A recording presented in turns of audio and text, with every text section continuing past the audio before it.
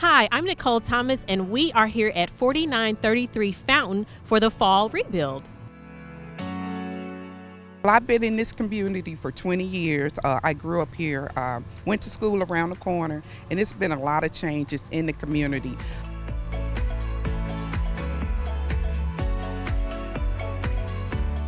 Instead of tearing down houses, we are building houses.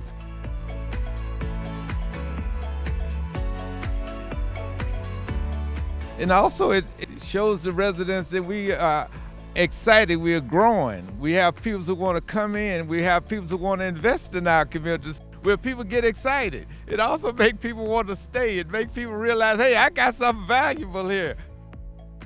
I noticed that the community is coming back up and the developers are coming in the area, and I'm just so excited to be a part of that.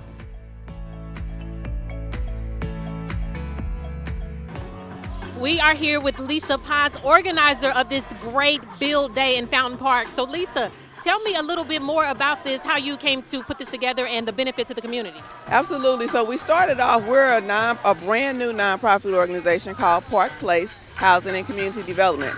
And so my committee is the Housing Committee.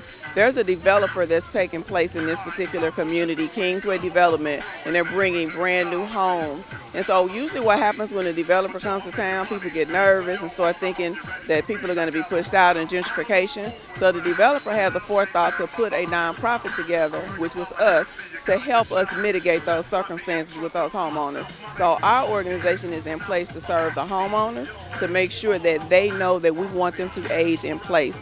So we put together financial services and resources for them to support the new development that's coming.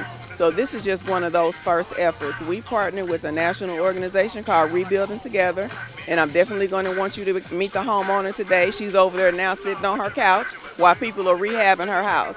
It is a fantastic day and a fantastic opportunity, and we're very excited about it. So what I wanted to do while her house is being rehabbed, organize this financial empowerment fair so that the other residents can come out and take a part as well. So we have a lot of banks, a lot of nonprofit organizations, everybody here offering resources around home improvement, credit repair, small dollar loans and things like that, because we want them to know that we want them to stay in this community. They don't have to be pushed out because new development is coming. I can't say enough about what this home repair program would be doing for this neighborhood. It's historical. This is the first time in the history that I know of in St. Louis that a developer has come in and had a home repair program. We're not talking about one home. We're talking about thousands of dollars in repair money. This is going to stop gentrification. If you want to stop gentrification, have repair money, which this group has brought into this neighborhood.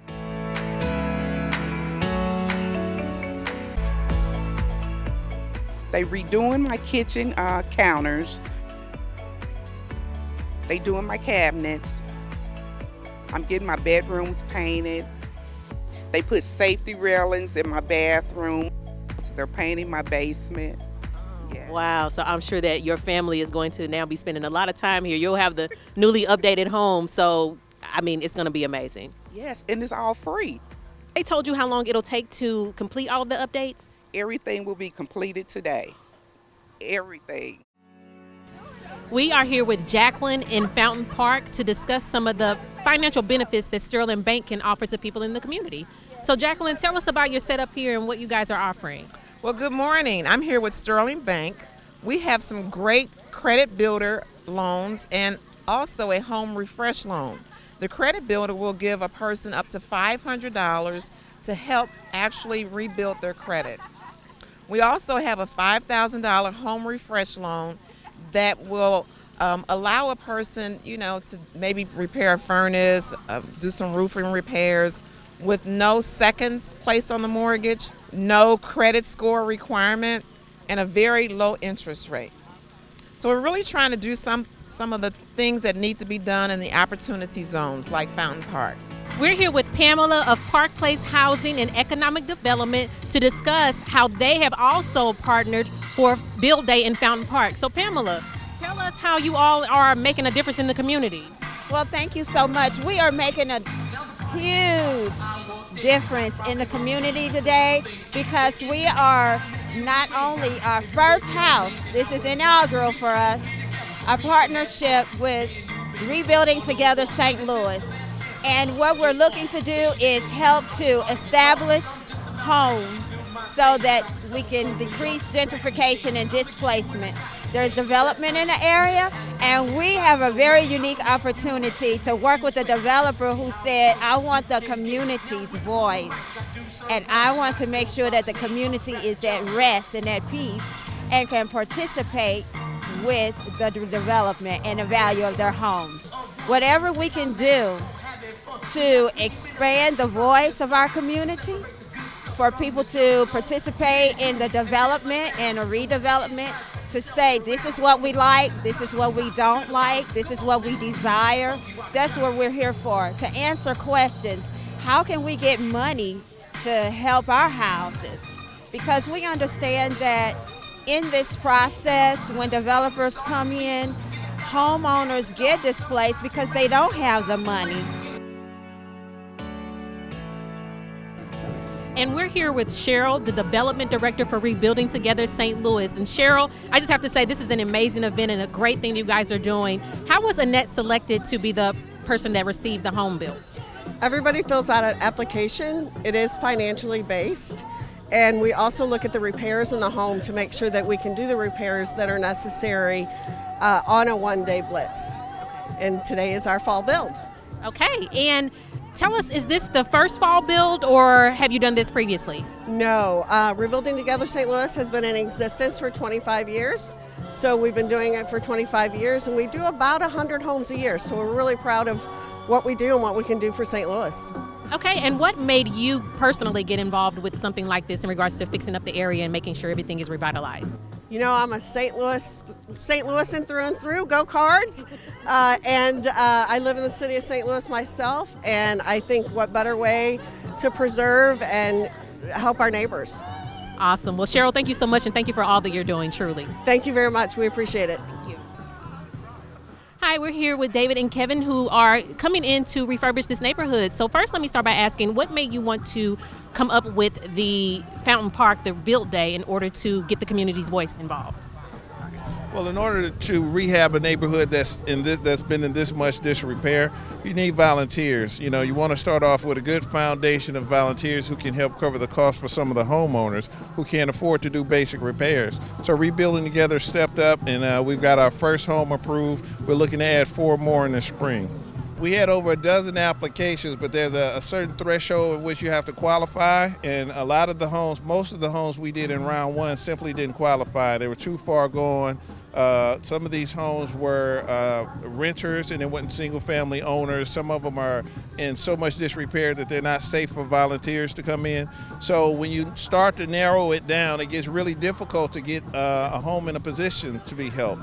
And right now in round 1, we only got 1 in that position, but there are 4 more that are right at the brink. They couldn't catch the fall, but they're on schedule for the spring. Most people, first of all, lose their home because they can't make repairs. So it benefits the community because it helps to keep residents in their home. And also it helps, when you keep residents in their home, it helps to stabilize the neighborhood. Then we don't have vacant buildings. It also helps to reduce crime because of the fact that we have more eyes to watch the neighborhood. It reduces homelessness. What is needed to get something like this done? Well, from a financial component, you have to have a concentration of investment of resources. Some of it grant funds, some of it philanthropic funds, some of it financing from the bank. You know, for myself and Midland States Bank, when Kevin envisioned this idea, I remember sitting in his office and talking to him about it. The bank has been very interested in this area. I'm very interested in this area because I live in this area. So Midland States Bank has developed what we call our Community Economic Development Toolbox. So home improvement loans, home mortgages that are a part of our Believable Banking Suite, and then also opportunities to finance acquisition and renovation. Kevin, with you being the visionary, what do you see for this community in the next 5 years or 10 years? I see it as the affordable side of the Central West End. So just, half a block from here, you have homes that are starting at $300,000 and going up. The average home around here appraises for $60,000, but they were built in the same area around the same time. Delmar just became a line of demarcation. So if we're successful, we can rebuild these homes and still keep them affordable. So now instead of $500,000 homes, there'll be homes that are valued at $500,000, but you can still purchase them for below $200,000, which is the affordable housing ceiling. Now, can you imagine that paying half the price but living twice as good? Can you imagine all the beauty, all the history, everything else, and low prices?